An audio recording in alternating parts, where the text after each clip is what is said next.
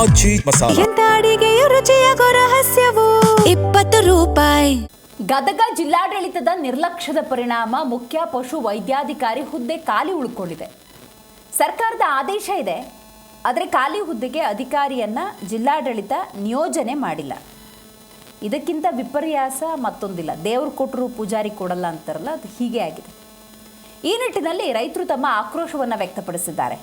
ಪಶು ಸಂಗೋಪನಾ ಇಲಾಖೆ ಪಾಲಿಕ್ಲಿನಿಕ್ನ ಮುಖ್ಯ ಪಶು ವೈದ್ಯಾಧಿಕಾರಿ ಹುದ್ದೆ ಖಾಲಿಯಾಗಿದ್ದು, ಗದಗ ತಾಲೂಕಿನ ಜಾನುವಾರುಗಳಿಗೆ ಚಿಕಿತ್ಸೆ ಕೊಡಿಸುವುದಕ್ಕೆ ರೈತರು ಪರದಾಡುವಂಥ ಪರಿಸ್ಥಿತಿ ನಿರ್ಮಾಣವಾಗಿದೆ. ಯಾಕಂದರೆ ಅಲ್ಲಿ ಯಾವುದೇ ಪಶು ವೈದ್ಯ ಅಧಿಕಾರಿ ಇಲ್ಲ.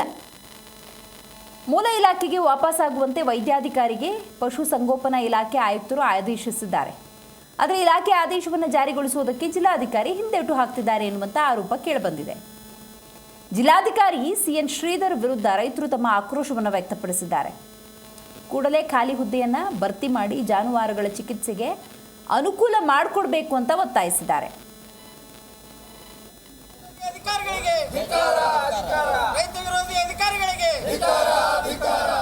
ಮುಖ್ಯ ಪಶು ವೈದ್ಯಾಧಿಕಾರಿ ಆದಂಥ ಡಾಕ್ಟರ್ ಎಚ್.ಎಸ್. ಜನಗಿ ಅವರು ಕಾರ್ಯನಿರ್ವಾಹಕ ಅಧಿಕಾರಿಯಾಗಿ ಪ್ರಭಾರ ವಹಿಸಿಕೊಂಡ್ರು ಗದಗ ತಾಲೂಕು ಪಂಚಾಯತಿಗೆ.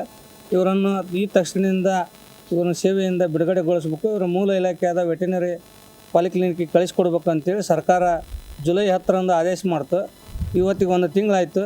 ಈ ತಿಂಗಳ ಮೇಲಾದರೂ ಅಧಿಕಾರಿಗಳು ನಮ್ಮ ಗದಗನ CO ಮತ್ತು ಗದಗ ಜಿಲ್ಲಾಧಿಕಾರಿ ಚಾರ್ಜ್ ಇದ್ದಂಥ ಜಿಲ್ಲಾಧಿಕಾರಿಗಳು ಇದನ್ನು ತೆಗಿಯೋಕೆ ಒಂದು ಮೀನಾಮೀಷೆ ಮಾಡಕತ್ತಾರ. ಯಾವ ಒತ್ತಡಕ್ಕೆ ಮಾಡಕತ್ತಾರೋ ಏನೋ ಅದು ಗೊತ್ತಿಲ್ಲ.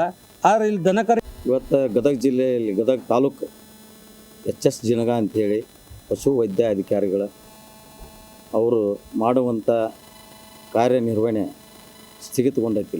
ಯಾಕಂದ್ರೆ ಇವು ಅಂಥೇಳಿ ಮುಖ್ಯ ಕಾರ್ಯನಿರ್ವಹಣಾ ಅಧಿಕಾರಿಗಳಂತ